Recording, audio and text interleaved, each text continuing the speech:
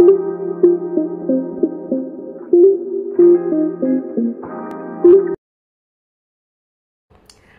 semua, perkenalkan nama saya Krisanti Anastasi Silaban.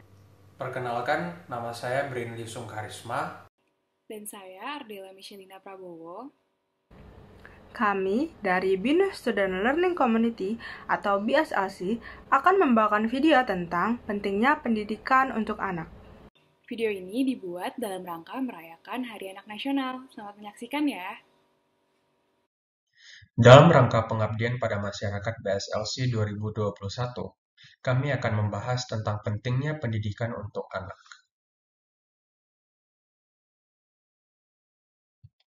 Nah, apa itu anak? Menurut Undang-Undang Nomor 3 Tahun 1997 tentang Pengadilan Anak mendefinisikan bahwa anak adalah orang yang dalam perkara nakal telah berusia 8 tahun tetapi belum mencapai 18 tahun dan belum pernah kawin. Sedangkan menurut Undang-Undang Nomor 39 Tahun 1999 tentang Hak Asasi Manusia menyebutkan bahwa anak adalah seseorang yang belum berusia 18 tahun dan belum pernah kawin.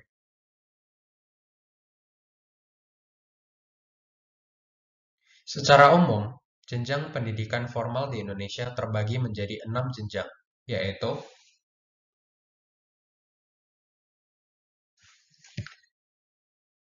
Pratika. Pratika atau kindergarten adalah program pendidikan usia 2 tahun yang dirancang sesuai kebutuhan perkembangan anak di usia 2-3 tahun yang khususnya pengembangan di bidang nilai-nilai moral, sosialisasi, emosi, sensori motor, motorik, dan bahasa.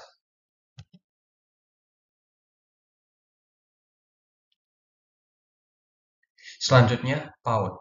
Prasekolah yang juga dikenal dengan istilah pendidikan anak usia dini atau PAUD yang meliputi pendidikan kelompok bermain atau KB dan taman kanak-kanak atau TK. Prasekolah merupakan jenjang pendidikan yang paling awal dan di tahap ini anak-anak diajarkan kemampuan berhitung dan membaca.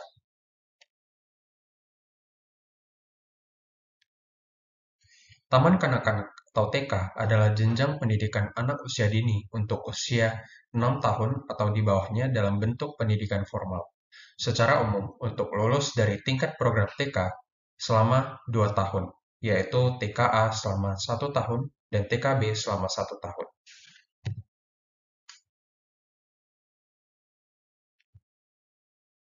Jenjang berikutnya adalah sekolah dasar atau SD. Adalah jenjang paling dasar pada pendidikan formal di Indonesia. Sekolah dasar ditempuh dalam waktu 6 tahun, mulai dari kelas 1 SD sampai dengan 6 SD.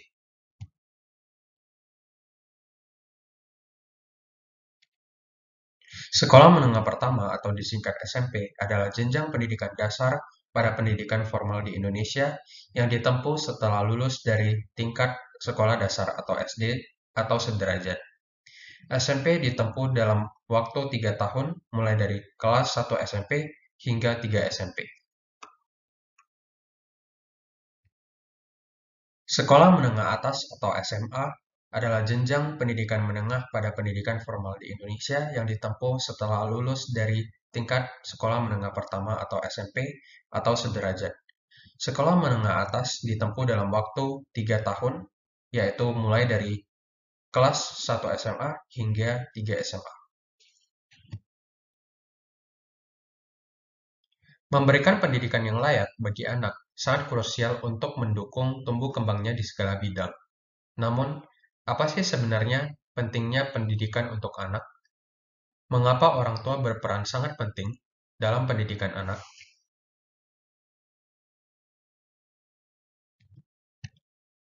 Yang pertama, menjadi pondasi bagi masa depan anak. Pendidikan yang baik bertindak seperti pondasi bagi anak untuk mencapai masa depan yang cerah. Dalam pendidikan, anak akan belajar mengolah kemampuan kognitifnya sekaligus kemampuan sosial dan mempersiapkan diri untuk memasuki jenjang pendidikan yang lebih tinggi.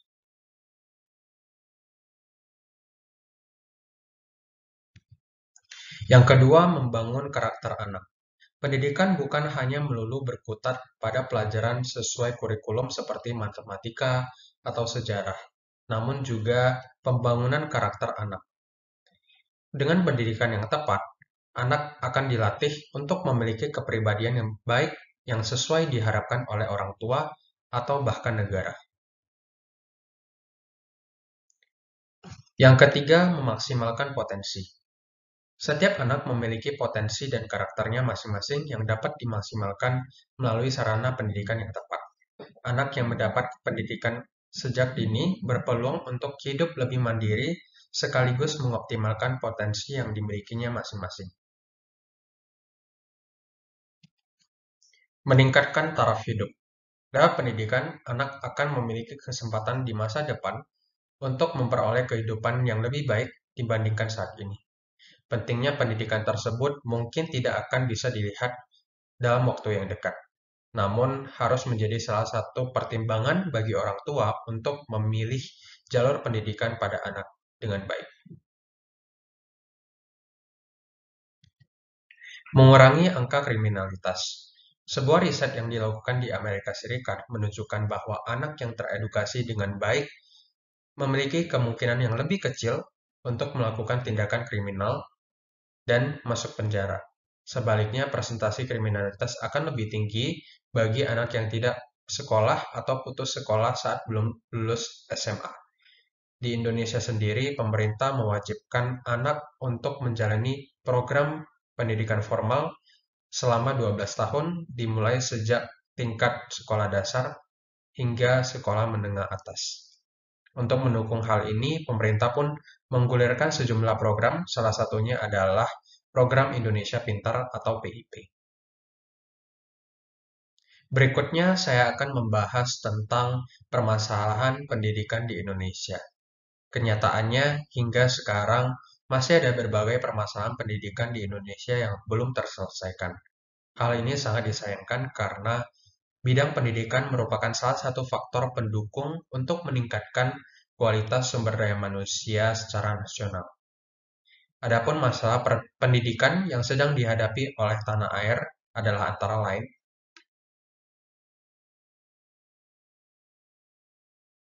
yang pertama, kurangnya ketersediaan dana pendidikan. Ketika membahas seputar dana, bukan hanya biaya pendidikan di lembaga formal maupun informal saja. Biaya untuk properti, sarana, fasilitas pendidikan seperti buku, alat tulis, seragam, dan transportasi juga termasuk di dalamnya.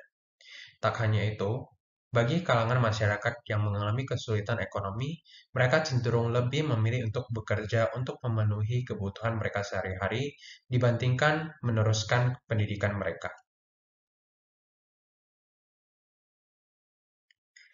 Permasalahan pendidikan di Indonesia selanjutnya adalah minimnya bahan belajar mengajar.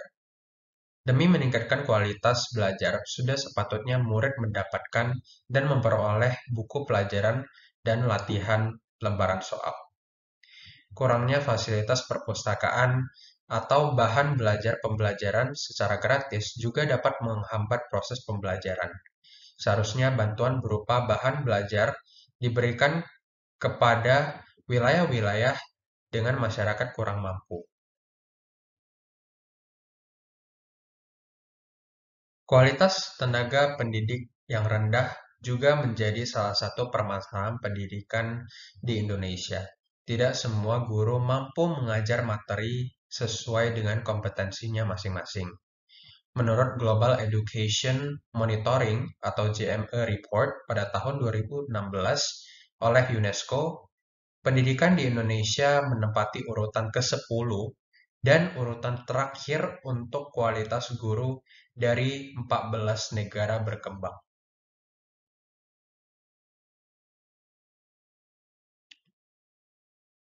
Tidak hanya harus lengkap, fasilitas juga harus memadai. Beberapa contoh fasilitas pendidikan yang harus disediakan adalah papan tulis, meja dan kursi, buku, alat laboratorium, komputer, dan juga perpustakaan. Terakhir, yang tidak kalah pentingnya adalah upaya apa saja sih yang dapat dilakukan oleh pemerintah, masyarakat, orang tua, hingga organisasi internasional dalam mengatasi permasalahan pendidikan di Indonesia.